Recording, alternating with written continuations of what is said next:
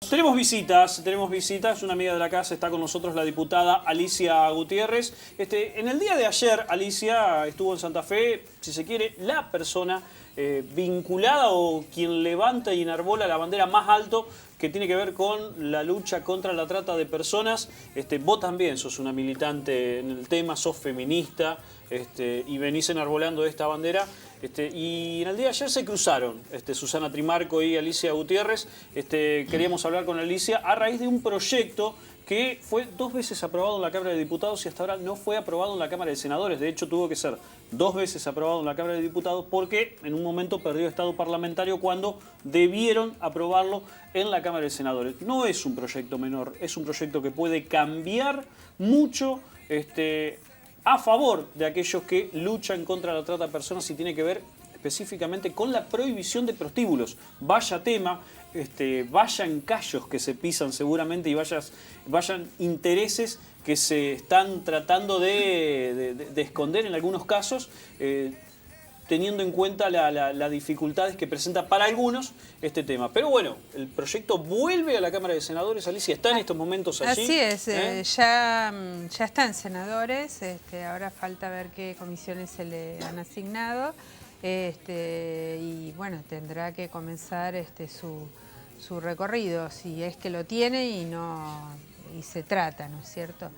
Yo espero que sí, que por la importancia que tiene este tema, porque como vos bien decías y escuchabas ayer y viste también el video de la Fundación Marita Verón, que fue invitada por el gobierno provincial y que firmó un convenio con el gobierno provincial para colaborar en la lucha contra la trata de personas, sobre todo de mujeres y niñas. La misma Susana Trimarco decía que los lugares donde ella en sucesivas oportunidades rescató chicas y donde el ex UFACE y actual Protex, que es el que tira la cifra de que el 75% de las mujeres son rescatadas, víctimas de trata, son rescatadas en prostíbulos, whiskerías o lugares de alterne, como vulgarmente se los conoce. Y acá, bueno, y el resto en privados, ¿no es cierto?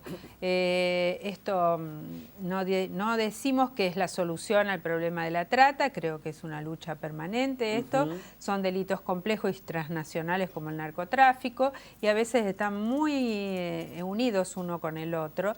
Pero ayer es una Susana herramienta. Trimarco daba una clara explicación de por qué el narcotráfico y la trata de personas estaban vinculadas al decir que como vulgarmente se los conocen, los fiolos o los proxenetas, como es la figura legal, no solo bueno, tienen prostituidas a las mujeres, sino que las obligan a vender droga. Así es, a drogarse y a su vez a vender drogas y amenazadas y ella también explicaba algo que todos sabemos, que no es que estén encadenadas o... Explica eso claramente, por favor. Porque por que ahí... no es necesario, si bien en algunos lugares se encuentran mujeres encadenadas o esposadas, en la mayoría de los lugares la mujer está como libremente adentro de ese lugar, porque al principio sufre toda una etapa de lo que ellos llaman el ablande, que es o te quedas acá, le pegan, la violan, bueno, una serie de cosas, le hacen pasar situaciones sumamente difíciles una vez que han sido captadas para la trata, con avisos en los diarios, avisos engañosos, con novios que venden a sus supuestas novias, etcétera. Entonces, todo esto, la mujer amenazan con que van a violar a su hija, van a matar a su hijo o a su familia, etcétera. Y entonces es como que prefiero esto antes que maten a mi hijo, y se quedan en ese lugar, como si fuera que están voluntariamente. Pero esa es una voluntad viciada. Es más, la ley actual de trata fue modificada para que no mediara la voluntad. No es necesario que la mujer diga si está por propia voluntad o contra su voluntad. Hay un derecho irrenunciable. Es el derecho a no ser abusado, el derecho a gozar del más alto nivel de los derechos humanos. Y esto, bueno, yo creo que hay la principal causa, y esto si bien hay policías involucrados, miembros de la justicia involucrados, a veces presidentes comunales o intendentes involucrados, también bueno, los usuarios de prostitución. Si no hubiese usuarios de prostitución, no habría prostíbulos y tampoco habría trata. Ahora, a veces terminan estigmatizando que estos casos de esclavitud de chicas, de trata de personas, son en provincias más carenciadas o en lugares más marginales. ¿Hay una estadística, digamos, que hable sobre estos casos en gran parte del país? Sí, sí, sí. Hay estadísticas que lleva adelante lo que antes se llamaba UFACE y ahora se llama Protex, que termina con X, que es la Procuraduría General de la Nación, con datos de la cantidad de allanamientos que han realizado en los últimos años desde que existe la UFACE, y daban una cifra de algo de 10.000 mujeres rescatadas. Es una cifra altísima. Altísima. Y bueno, yo creo que existe en todo el país. La provincia de Córdoba puso una ley que en realidad no hacía falta, porque tenemos la ley Palacios, ¿no? La ley Palacios de 1913 ya prohibía los prostíbulos y el proxenetismo, o sea, vivir de la prostitución ajena, el violo, el proxeneta.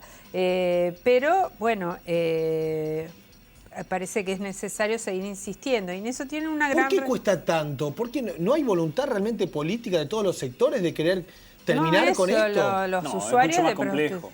Es mucho más complejo porque está como naturalizado que el cuerpo de las mujeres se puede comprar, se puede usar, se puede vender, que es un objeto. Entonces está naturalizado y hay sectores en la provincia y en el país donde esto es como hasta normal que algunos padres abusen de sus hijas, mujeres, como que esto es parte de una iniciación que lo debe realizar un miembro de su familia. Entonces también está naturalizado y no hace mucho en el norte provincial se descubrió una red en la cual estaban involucrados personal de la justicia, etcétera, y ¿qué era? Se decía, estas son... no son como niñas con derechos, son las negritas que pueden ser abusadas, las otras, las que no son pobres, no pueden ser Alicia, abusadas. digo porque en Cámara de Diputados había pasado y cuando llega al Senado, 2 veces dicen que volvió el proyecto. En este momento es la segunda vez que está en la Cámara del Senado. Por eso digo si hay voluntad o no, a eso me refiero. Bueno, eso habrá que preguntarle a los senadores. Yo creo que también hay una realidad. El Senado es una Cámara mayormente integrada por varones, 19 senadores, de los cuales solo una es mujer. El periodo que más hubo fue en el 2003, donde había 2 mujeres.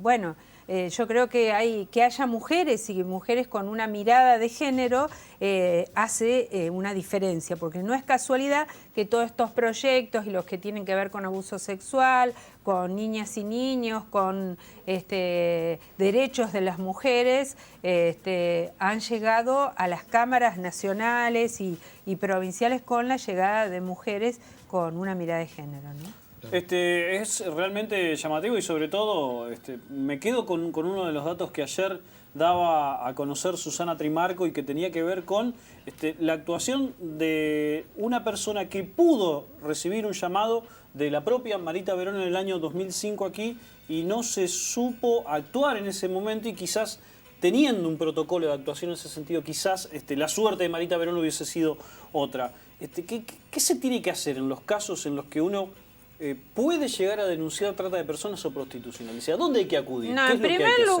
primer lugar, tienen que hacer inmediatamente ante la desaparición de una niña o adolescente o mujer, esto de que hay que esperar 24 horas no es cierto, hay que hacer la denuncia inmediatamente y si no se la toman la denuncia, lo ideal es ir al nuevo sistema penal, a los fiscales del nuevo sistema penal, a hacer la denuncia o a la Secretaría de Derechos Humanos o a la Defensoría del Pueblo.